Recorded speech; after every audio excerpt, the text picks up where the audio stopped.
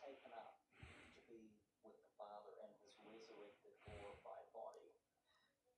So you can see as we drill deeper that those surface similarities really aren't the issue. There are a lot of very different claims, and we can only come to terms with them by investigating the claims and the evidence for each of them. Lastly, I want to focus on some similarities between all of the religions except Christianity, and in this Christianity is unique. Because in all of those other religions, except for the native religions, at the end of the day, it comes down to seeking after God and living your best life, hoping that your works will present you as acceptable to God. Christianity is not that at all. I think the essence of Christianity is the shepherd who leaves the 99 sheep to seek for the one. He comes chasing after us. We don't seek him, God seeks us. And like the father in the parable of the prodigal son, he comes running and offering forgiveness and embraces us no matter what we've done when we acknowledge our brokenness and our sin to him. So you can see with just these few details that we've teased out that the religions are very, very different under the surface and not at all compatible in what they teach. Which is why Jesus never said, "Hey, pick a religion, any religion, whichever one works is for you." But he didn't say that. What he said, Jesus had gone to the cross in our place for our son. He said, "I am the way and the truth and the life. No one comes to God the Father except through me."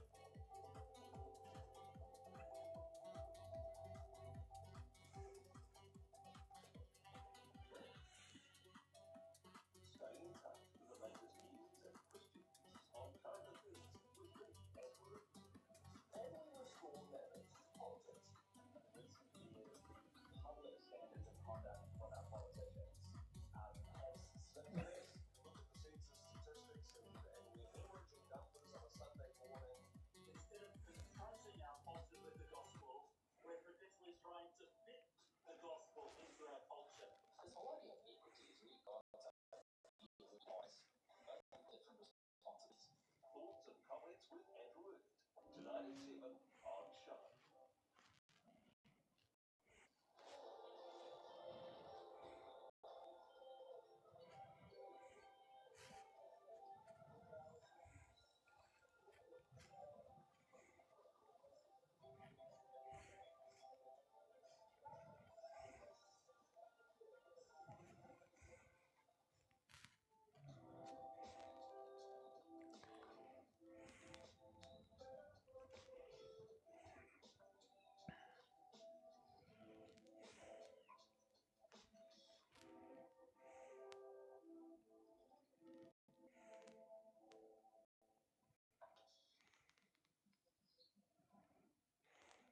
Thank you so much for joining me today. What I would love to talk about would be this buzzword that during a Pentecostal church for more than 30 seconds you might hear, which is the word revival.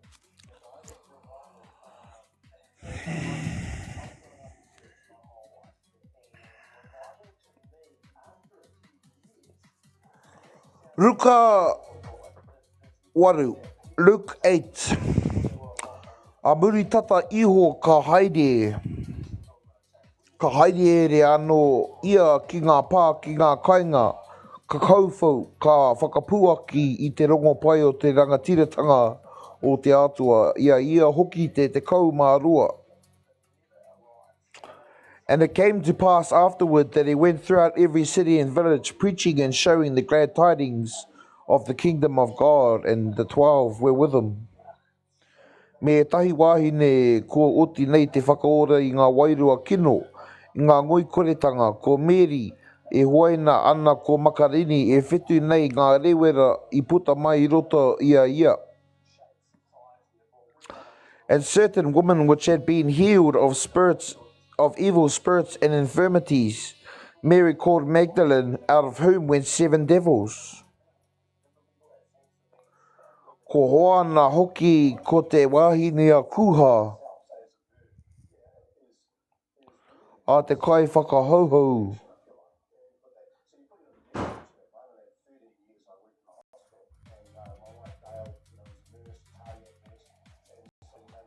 A herora me huhana me te toko maha noa atu.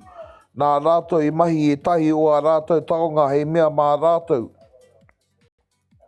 And Joanna, the wife of Chusa, Herod's steward, and Susanna, and many others, which ministered unto him of their substance, nā ka rahi te hui I mene mai, a ka haere mai kia ia o ia pā ka kōrero kupu whakarite ia. And when much people were gathered together and were come to him out of every city, he spake by a parable.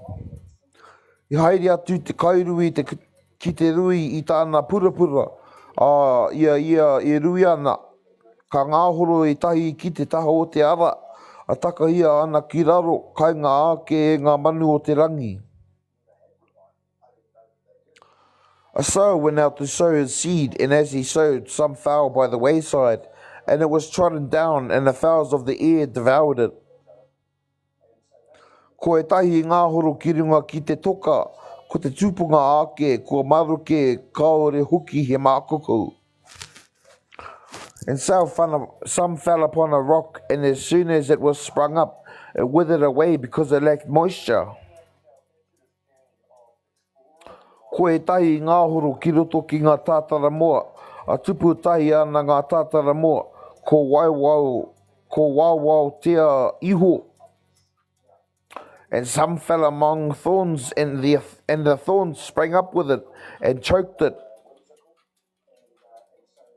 Ko e tahi ngāhoro ki te one pai, tupu ana, tā takirau ngā hua, ka mutu nei kōrero ka karanga ia, ko ia he tāringa o nā hei whakarongo kia rongo ia. And other fell on good ground and sprang up and bare fruit 100-fold. And when he had said these things, he cried, He that hath ears to hear, let him hear.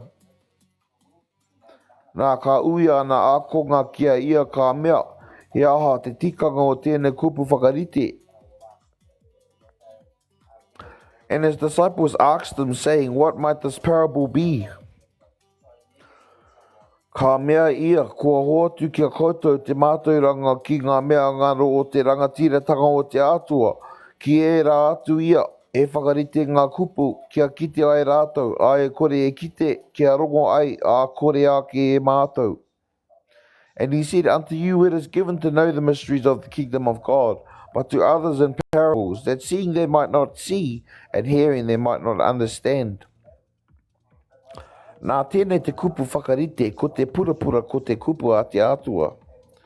Now the parable is this, the seed is the word of God. Ko era I te huarahi ko ngā kai whakarongo, me I reira ka haere mai te rewera, ka kapo I te kupu I roto I o rātou ngākau, kei whakapono rātou a ka ora. Those by the wayside are they that hear, then cometh the devil, and taketh away the word out of their hearts, lest they should believe and be saved. Ko he rā I runga I te toka, ko te hungi I tango I te kupu me te hari anō I tō rātou rongo ngā. O tira kaore o rātou pakiaka ka whakapono mo te wā poto nei a I te wā o te whakamātautau kataka atu. There on the rock are they, which when they hear receive the word with joy, and these have no root, which for a while believe, and in time of temptation fall away. Ko tērā I ngāhoro ki roto ki ngā tātara moa, ko te hunga e whakarongo ana, ko te haeringa atu, ko wauautia e ngā mānuka e ngā taonga, e ngā whakaahua ko o te ao, ahori ake e pākari o rātou hua. And that which fell among thorns are they which, when they have heard, go forth and are choked with cares and riches and pleasures of this life, and bring no fruit to protection. Ko tērā i te one pai, ko te hunga e tika ana e pai ana te ngākau, i te rongo ngā e te kupu ka pupuri, a hua ana ngā hua i runga i te manawa nui. But that on the good ground are they which in an honest and good heart, having heard the word, keep it and bring forth fruit with patience. E kore e tāhuna te rama e te tahi, e hipokina ki te oko e waiho rānei i raro i te moinga. Engari ka whakatūria ki runga ki te tūranga, kia kitea ai te marama e te hunga e tomo ana. No man when he hath lighted a candle covereth it with a vessel, or putteth it under a bed, but setteth it on a candlestick, that they which enter in may see the light. E kore hoki te tai mea i huna, e mahu e te whakakite, e kore anō te tai mea i ngaro, e mahu e te mōheo, te puta hoki ki te marama. For nothing is secret that shall not be made manifest, neither anything hid that shall not be known and come abroad.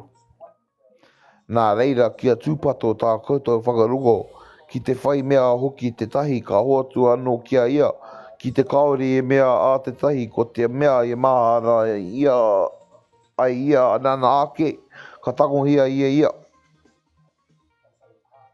Take heed therefore how ye hear, for whosoever hath, to him shall be given, and whosoever hath not, from him shall be taken even that which he seemeth to have. Nā ka haere mai kia ia tōna whaia me ona teina, o tira kaore rātou i āhei te tūtuki mai kia ia i te pipiri o te tangata. Then came to him his mother and his brethren, and could not come at him for the press. Nā ka kōrero tia kia ia ko tau whaia me o teina te tū mai nei i waho e mea ana kia kite i a koe. And it was told him by certain which said, Thy mother and thy brethren stand without, desiring to see thee. O tira ka whakahoki ia ka mea ki a rātou, ko e nei whakarongo nei, a e mahi nei i te kupu a te atua, tōku whaia me o kuteina. And he answered and said unto them, My mother and my brethren are these which hear the word of God and do it. Nā i te tai o ua rāka e ki ia, rātou ko ana akonga ki te kaipuke, a ka mea ia ki a rātou, tātou ka whakawhiti ki tā wahi o te roto, nā rere ana rātou. Now it came to pass on a certain day that he went into a ship with his disciples, and he said unto them, Let us go over unto the other side of the lake, and they launched forth. O tira i e rātou e rere ana ka muia nā ko te putanga o te tai hau, he tūpuhi ki te roto a ka tomo rātou tatapu te tōtohu. But as they sailed, he fell asleep, and there came down a storm of wind on the lake, and they were filled with water and were in jeopardy. Nā ka haere rātou ka whakaara ia ka mea e kara ka mate tātou. Nā ka ara ia a riria ana ia te hau me te ngaru o te moana a mutu iho nā kua mārino. And they came to him and awoke him, saying, Master, Master, we perish. Then he arose and rebuked the wind and the raging of the water, and they ceased, and there was a calm. Nā ka mea ia ki a rātou, kei hia tō koutou whakapono, mataku ana rātou, miharo ana. Ka mea ki a rātou anō, ko waira tēnei, ka tapa nei ki ngā hau, ki te moana a rongo rawa ki a ia. And he said unto them, Where is your faith?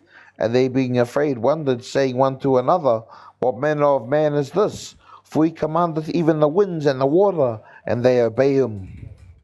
Nā ka tai rātou ki te whenua o ngā kārarini, ki tāwahi atu o Karari.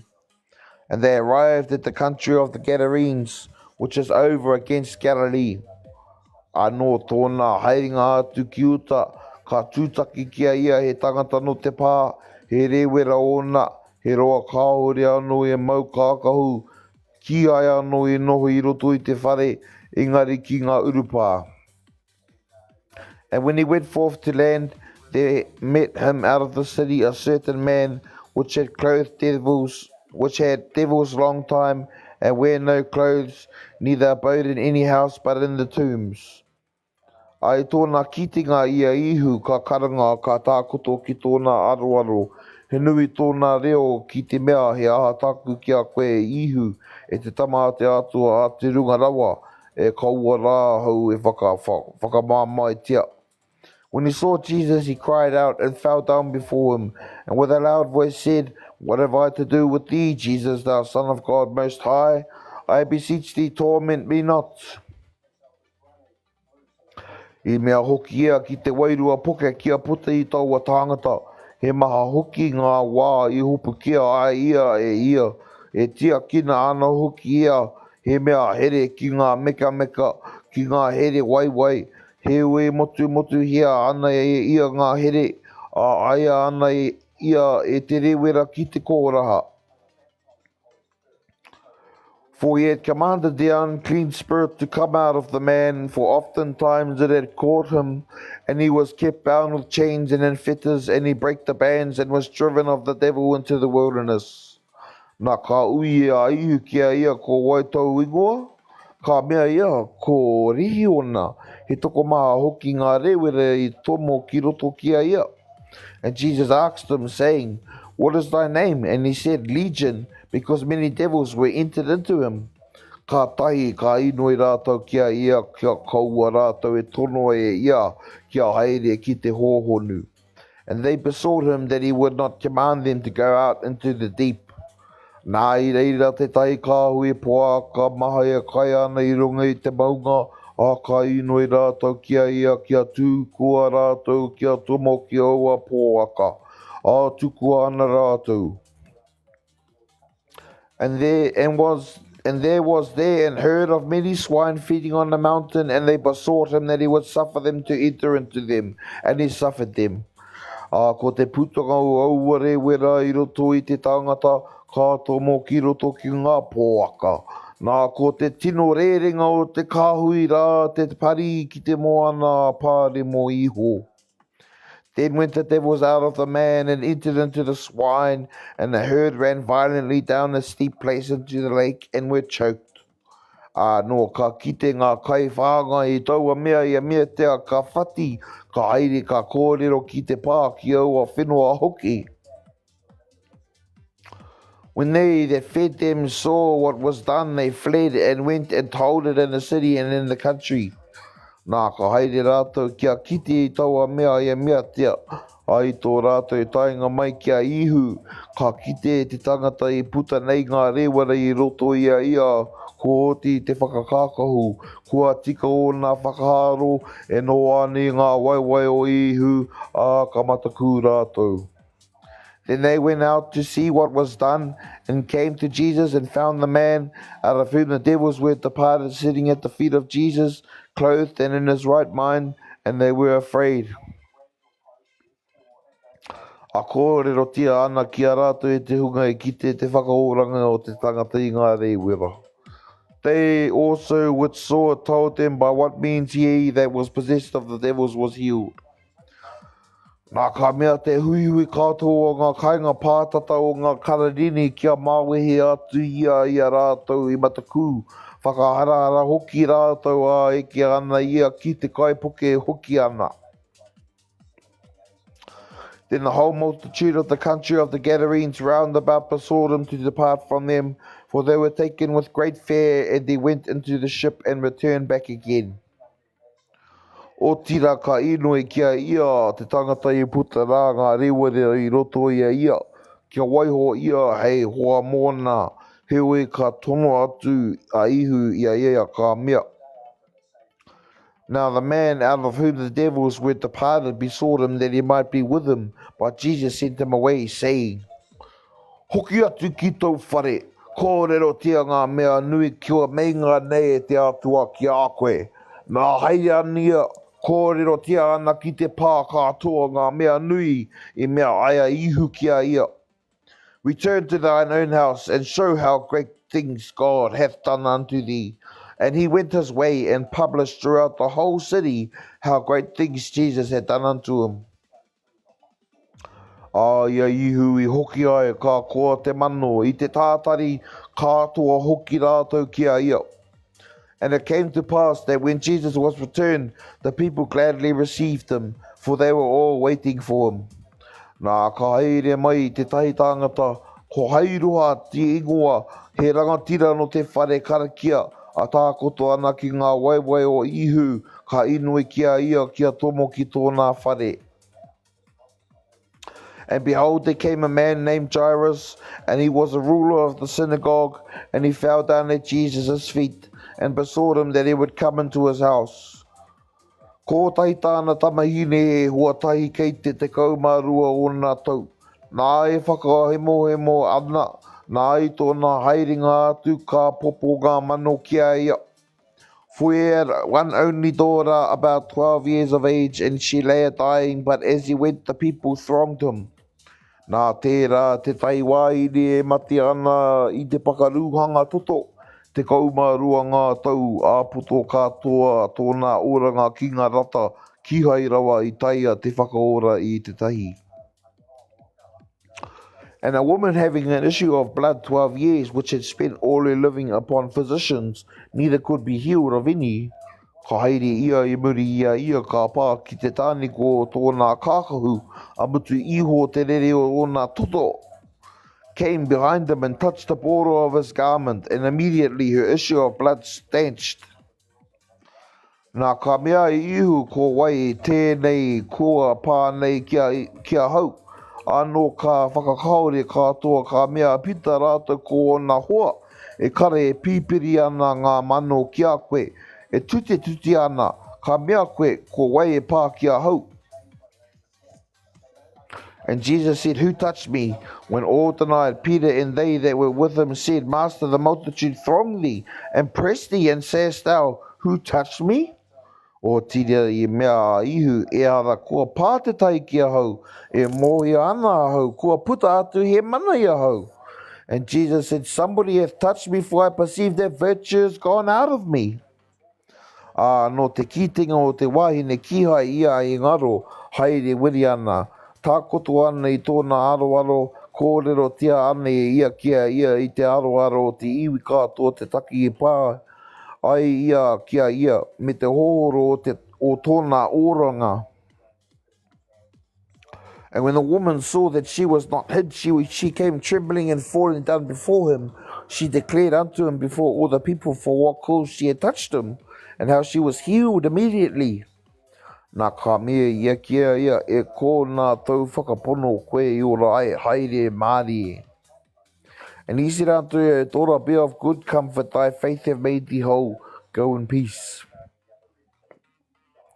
Ia anu e kōrero ana ka haere mai te tai te whare o te rangatira o te whare karakia. Ka mea kia ia, kua mate tau tamahine kau e whakararu I te kai whakaako. While he yet spake there,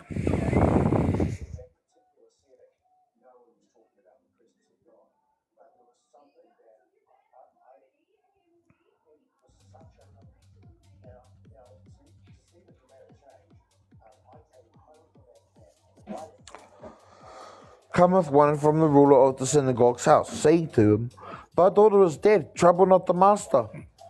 O tia I te ronga o ihu, ka whakahoki kia ia, ka mea, kau e mataku ko te whakapono ia kia whakapono, ko ora ia.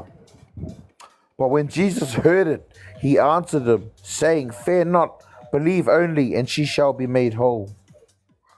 Ai tōna tomokanga ki te whare kihai te tai I tukua ia ki tāpoko. Ko pita anake, ko hemi, ko hoani, me te paparaua ko te whaia o te kōtero. And when he came into the house, he suffered no man to go in, save Peter and James and John and the father and the mother of the maiden. E tangi ana rātou katoa, e aue ana mōna, nā ka mea ia, kau e tangi, kaore ia I mati ingari. e moiana. And all wept and bewailed her. But he said, weep not, she is not dead, but sleepeth. A kātai nā iho ia e rātou, e mohi o hoki rātou kua mate ia. And they laughed into scorn knowing that she was dead. O tira ka mauia ki tōna ringa ka karanga ka mea, e ko e awa. And he put them all out and took her by the hand and called, saying, Maid, arise. Nā hoki mai ana tōna wairua a whakatika tonu ake ia, nā ka whakahautia e ia ki o hoa tu e kaimana. And the spirit came again, and she arose straightway, and he commanded to give her meat. A miharo tonu o nā mātua nā ka whakatūpato ia rātou kia koe kōrero tia taua mea taga ki te tahi. And their parents were astonished, but he charged them that they should tell no man what was done.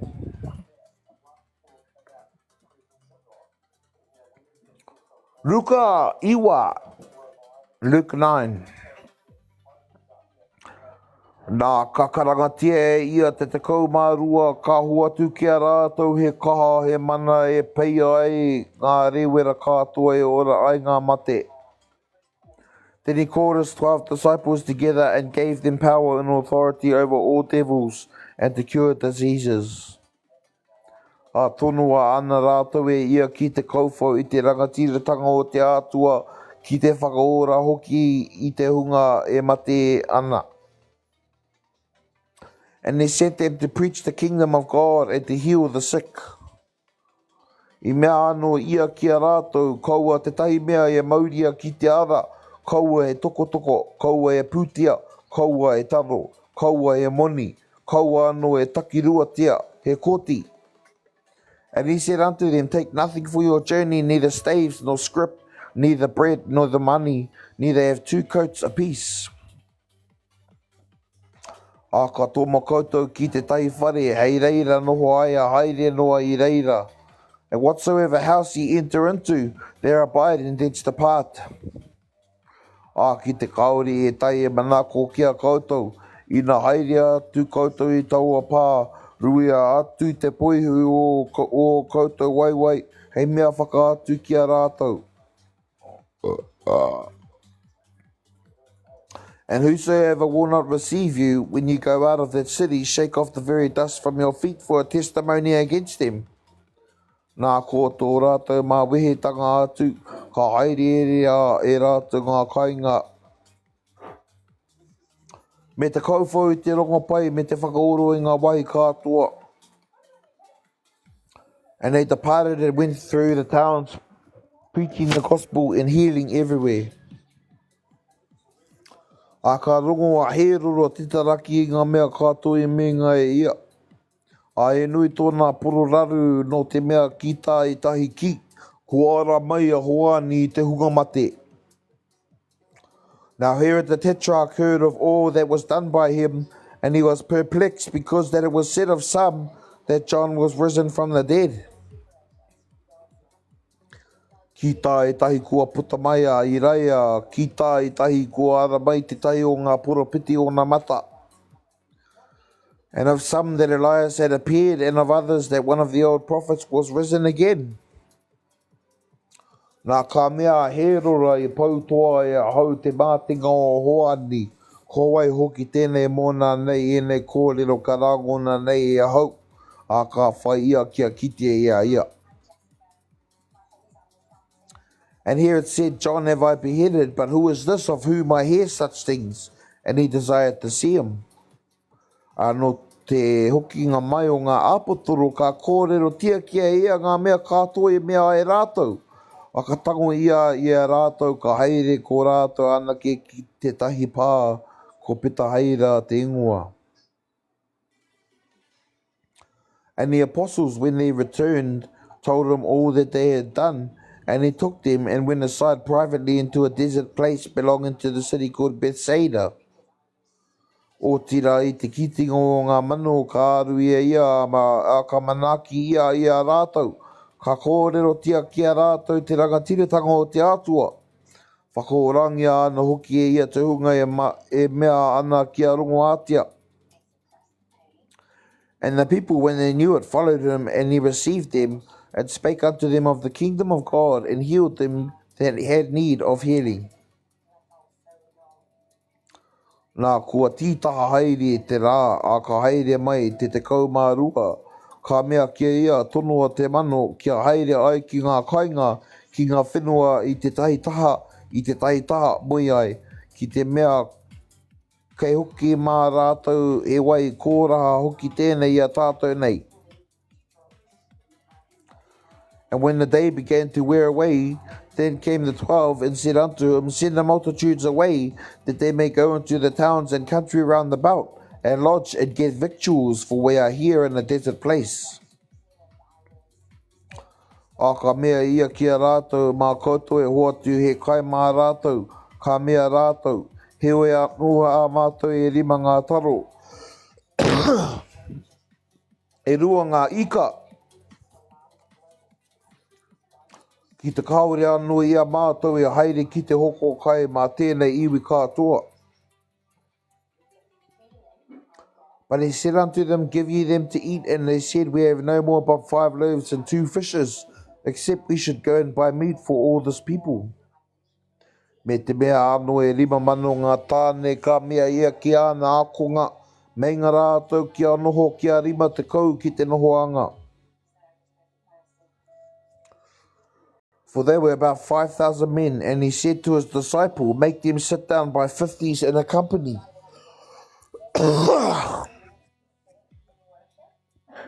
A pēra ana rātou mei ngā katoa tia ana kia noho. And they did so and made them all sit down. Nā ka mau ia ki ngā taro e 5, ki ngā ika e 2, ka titiro ake ki te rangi. Ka whakapai i aua mea ka whawhati ka hoa atu ki ngā akonga kia whakatākotorea atu mā te mano. Then he took the 5 loaves and the 2 fishes. And looking up to heaven, he blessed them and brake them. He blessed them and brake and gave to the disciples to set before the multitude. Nā ka kai rātou ka mākona katoa a ko tai te kaumārua ngā kete e kōhia ake e rātou. He toinga nā rātou no ngā whati-whatinga. And they did eat and were all filled, and there was taken up of fragments that remained to them 12 baskets. Ia e inoi ana ko ia anake, ia anō ana akonga. Nā ka ui ia kia rātou ka mea ko waiahau ki te kia te mano. And it came to pass, as he was alone praying, his disciples were with him, and he asked them, saying, Whom say ye the people that I am? Nā ka whakahoki rātou ka mea ko hoani ka iriiri, ki tā itahi ia ko iraia ki tā itahi, ko ara mai te tahi o ngā poropiti o na mata. They answering said John the Baptist, but some say Elias, and others say that one of the old prophets is risen again. Nā ka mea ia kia rātou, ki tā koutou nā ki ko waiahau, ka whakahoki a pita ka mea ko te karaitia a te atua. He said unto them, But whom say ye that I am? Peter answering said, The Christ of God. Ka tai ia ka whakatūpato ia rātou. Ka mea kia kaua tēnei e kōrero tia ki te tangata. And he straightly charged them and commanded them to tell no man that thing. I mea anō ia, kua tākoto te tikanga kia mahanga ma mai o te tama a te tangata. Kia whakakaore tia anō ia e ngā kaumātua, e ngā tūnga nui, i ngā karaipi kia whakamātia ai te toru o ngā rā ka whakaarihia. Saying the Son of Man must suffer many things and be rejected of the elders and chief priests and scribes and be slain and be raised the 3rd day. I mea anō ia kia rātou katoa ki te mea te tai kia haere mai muri ia hau, me whakakaore ia e ia anō mea amo tōna rīpeka i ngā rā katoa ka aru ai ia hau.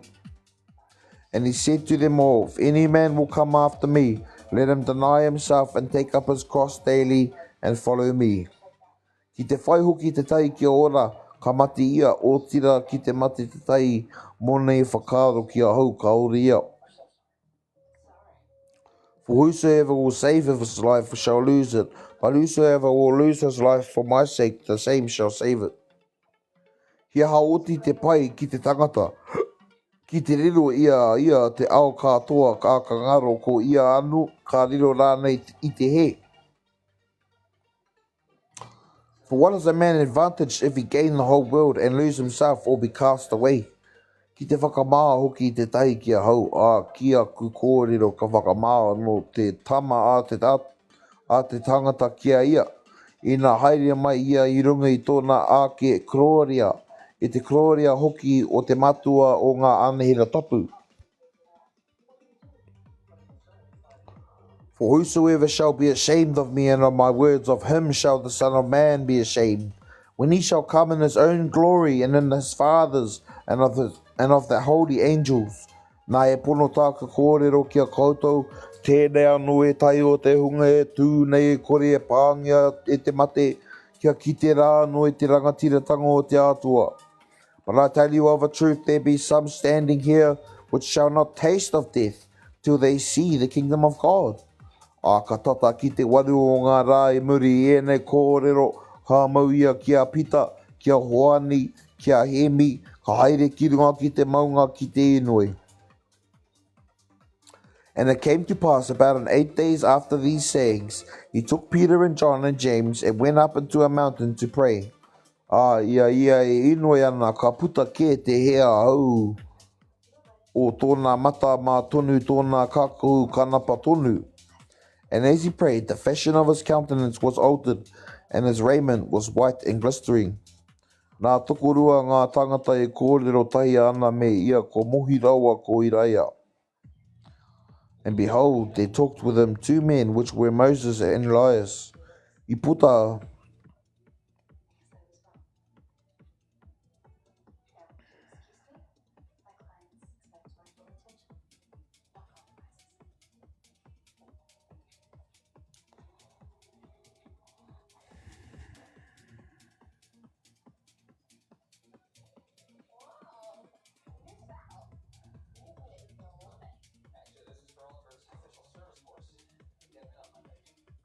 I puta kororea mai kōrero anō ke tōna mātinga mea ke nei rite ia ki hira harama. Who appeared in glory and spake of his decease which he should accomplish at Jerusalem. I pēhia hoki a Peter rātou ko ona hoa e te moi. Ai tō rātou aranga ake ka kiti I tōna kororea me ngā tangata tukurua e tūtahi ana me ia. But Peter and they that were with him were heavy with sleep, and when they were awake, they saw his glory and the 2 men that stood with him. Ia rau e māwehe atu ana ia ka mea pita kia ihu, e kara hea pai kia noho tātou I kōnei. Nā kia hanga e mātou e tahi whāro kia toru, kia ko tahi mau, kia ko tahi mō mohi, kia ko tahi mō Iraia, ki hai ia e mohi o ki tānei kōrero ai. And it came to pass, as they departed from him, Peter said unto Jesus, Master, it is good for us to be here, and let us make 3 tabernacles, one for thee, and one for Moses, and one for Elias, not knowing what he said. Ia I kōrero ana I ene mea, ka puta e kāpua e a taumaru iho ana kia rātou, amataku ana rātou I tō rātou hairinga ki roto ki te kāpua. While he thus spake, there came a cloud and overshadowed them, and they feared as they entered into the cloud. Nā ka puta mai I reo I te kapua. E mea ana, ko tāku tama tēnei, ko tāku whiriwhiri ai, whakarongo o kia ia. And there came a voice out of the cloud saying, This is my beloved son, hear him. No te pūtanga o te reo, ko ihu ana ke I kitea, a whakarongo puku ana rātou. Ki ai hoki e kōrero tia e rātou ki te tangata e aua rā, te tai o ngā mea e kite ai rātou. And when the voice was past, Jesus was found alone, and they kept it close and told no man in those days any of those things which they had seen. Nei te aonga ake o te rā I a rātou kua tatu iho I runga I te maunga. He rahi te hui e tūtaki ki a ia. And it came to pass that on the next day, when they were come down from the hill, much people met him. Nā ka karanga te tai tangata I roto I te mano ka mea tēnā koa e te kaiwhakaako titiro mai ki tāku tama ko ia ana ke hoki tāku. And behold, a man of the company cried out, saying, Master, I beseech thee, look upon my son, for he is mine only child. Nā ka hopu te wairua ia ana mata ka hāmama, nā ka haihai ia tutu ana te huka ia, whakaua ana te whakarere ia a maru iho ia. And lo, a spirit taketh him, and he suddenly crieth out, and it teareth him that he foameth again, and bruising him hardly departeth from him. Ai te noia hau ki te au, ki au ākonga kia peia ia ki waho, he oi ki hai tai e rātou. And they besought thy disciples to cast them out, and they could not. Nā ka whakahoki a ihu ka mea e te uri whakapono kore pārore ke, kia pēhea te roa o tōku noho kia koutou, o tōku manawa nui kia koutou, kawea mai tau tamaki kōnei. And Jesus answering said, O faithless and perverse generation, how long shall I be with you and suffer you? Bring thy son hither. Nā ia I haere mai ana, ka taia iho ia e te rewera, haia iho nā ka riria te wairua poke e ihu, a whakaorangi ana te tamaiti huatu ana ki tōna pāpa. And as he was yet a-coming, the devil threw him down and tear him, and Jesus rebuked the unclean spirit, and healed the child, and checked him again to his father, and delivered him again to his father. Oho mauri katoa ana rātou ki te nui o te atua, ia rātou e maiharo ana ki ngā mea katoa, e mei ngai ihu ka mea ia ki ana akonga. And they were all amazed at the mighty power of God. But while they wondered every one at all things which Jesus did, he said unto his disciples, Rongo atea e ne kōrero ki roto ki o koutou tāringa, mea kia hoki tuku a te tamāti tangata ki ngā ringo o ngā tangata.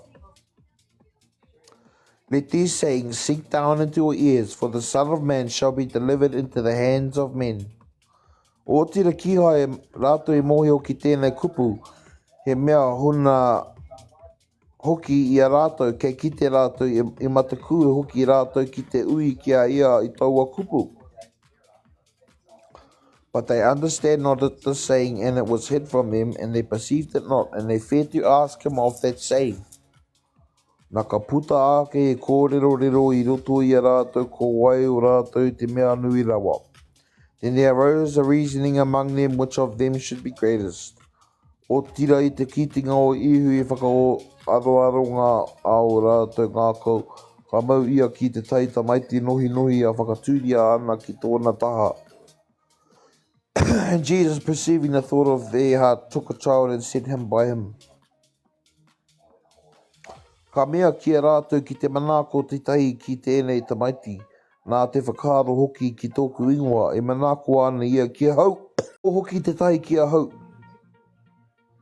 E manako ana ia ki tōku kaitona mai, nā ko te iti rawa I roto I a koutou katoa ko ia hei mea nui.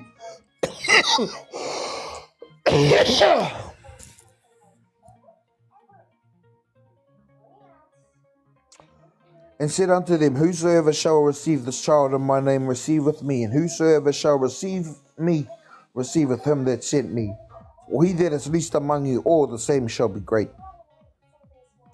Nā ka whakahoki a hoa ni ka mea e kara I ki te mātu I tai e pei rawera ane I runga I tau ingoa. A riria iho e mātou mō nā kaori e haere tahi tātou. And John answered and said, Master, we saw one casting out devils in thy name, and we forbade him, because he followeth not with us. O tira e mea ihu kia ia ka ue riria ki te mea hoki e ara te tahi, I te hoa whawhai no koutou ia. And Jesus said unto him, Forbid him not, for he that is not against us is for us. Anō ka tatanga rā mo tōna tangohanga ki e runga, ka whakamau tōna kānohi ki te haere ki here harama. And it came to pass, when the time was come that he should be received up, he steadfastly set his face to go to Jerusalem. A ka tonua atu ia he kārere mua I tōna aroaro, a ka haere rātou ka tomo ki te tai kainga o ngā hamari ki te mea tūkunga iho mōna. And sent messengers before his face, and they went and entered into a village of the Samaritans to make ready for him. He oi kiha era I manako kia ia, ko te āhua hoki o tōna kanohi me te mea ia haere ana I kere harama. And they did not receive him, because his face was as though he would go to Jerusalem. Anō te kitinga o āna akonga o himi raua ko hoa ni ka mea raua, e te ariki e pai ana rānei koe kia kōrero tia e maua he kāpura kia heki iho I te rangi hei whakangaro I a rātou. And when his disciples James and John saw this, they said, Lord, wilt thou that we command fire to come down from heaven and consume them, even as Elias did? O tira ka tāhuria, ka riria raua, kaore kōrua e mātou no te hea wairua kōrua. But he turned and...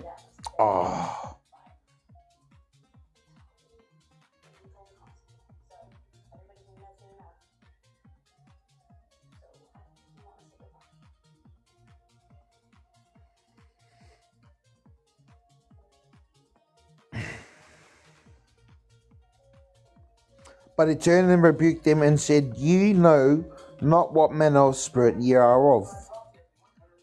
Ki ai hoki te tama te tangati a haere mai ki te whakamate tangata, ingari ki te whakaora noa haere ana rātou he kaingake. For the Son of Man has not come to destroy men's lives, but to save them, and they went to another village. Aia rātou e haere ana I te ara, ka mea te tahi tangata kia ia. Ka rua hau a koe ki ngā wai katoa e haere ai koe.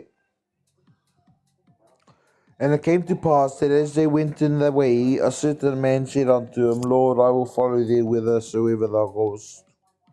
Nā ko te mea tanga ihu kia ia, he rua o ngā pōkiha he kohanga o ngā manu o te rangi, tēnā ko te tama te tangata hori o ngā waia I e tākoto ai tōna mātinga.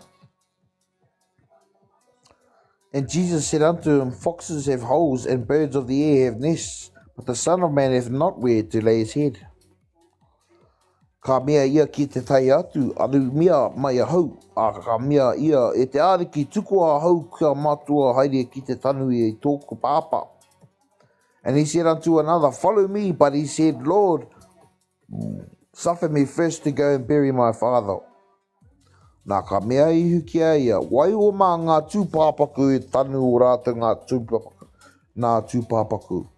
Ko koe ia me haere ki te kauwhau I te rangatiratanga o te atua. Jesus said unto him, Let the dead bury their dead, but go thou and preach the kingdom of the God. Ka mea hoki te tahi atu, e te āriki ka arua hau I a koe. O tira tuku a hau kia mātua poroporo aki ki te hunga E tōku whare. And another also said, Lord, I will follow thee, but let me first go bid them farewell, which I had home at my house.